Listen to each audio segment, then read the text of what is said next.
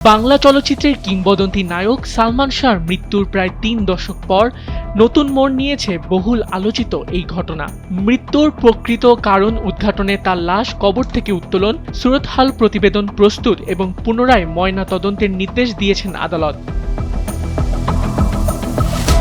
মামলার তদন্তকারী কর্মকর্তা সিআইডির পরিদর্শক জিয়াউল মুর্শেদের আবেদনের পরিপ্রেক্ষিতে গত ২৪ মে ঢাকা মেট্রোপলিটন ম্যাজিস্ট্রেট জুয়েল রানা এই আদেশ দেন। ১০ জুন বিষয়টি নিশ্চিত করে তিনি জানান, প্রয়োজনীয় আইনগত ও প্রশাসনিক প্রক্রিয়া শেষে নির্বাহী ম্যাজিস্ট্রেটের উপস্থিতিতে সালমান শাহর লাশ উত্তোলন করা হবে।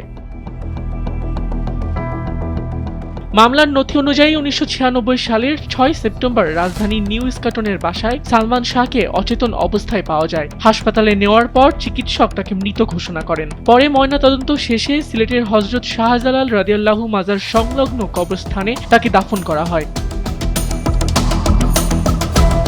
দীর্ঘদিনের বিতর্ক ও পরিবারের অভিযোগের প্রেক্ষাপটে গত বছরের ২১ অক্টোবর সালমান শাহর মামা মোহাম্মদ আলমগীর রমনা থানায় হত্যা মামলা দায়ের করেন। এর আগে আদালত অপমৃত্যুর ঘটনাকে হত্যা মামলা হিসেবে গ্রহণের নির্দেশ দেন।